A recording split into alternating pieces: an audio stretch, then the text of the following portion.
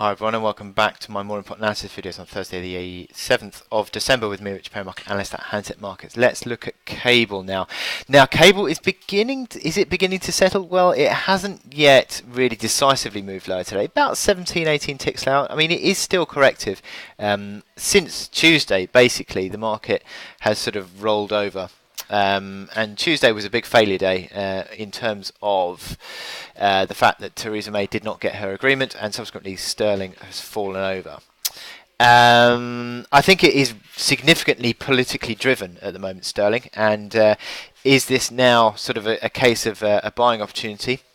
Well, if you're going to take the positives and the argument that they're going to have to get a deal done with the EU, and Theresa May could arguably sort of persuade Arlene Foster of the DUP that an EU deal is a good thing for everyone, then you're going to see sterling strongly higher, and this would be a buying opportunity.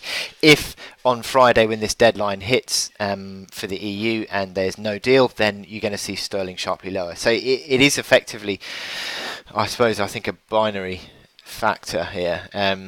So it could hinge on this deal potentially that is coming to a deadline tomorrow. So that's what we're looking out for, I think, in the next day or so. You've also got payrolls, which is a factor, I think, for the markets.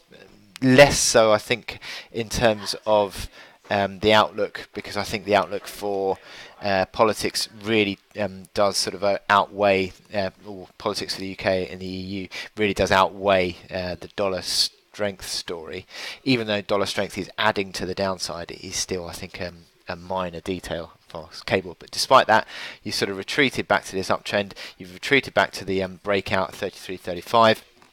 Momentum indicators, yes, have rolled over and are taking account of this sort of corrective move, but it's interesting that it has retreated back, and it is starting to settle down, I think, in the last sort of 12 or so hours. I think it's interesting that it's less selling pressure coming through, and perhaps that is a fact that the market is sort of beginning to sort of look ahead to this possible deal or no deal tomorrow.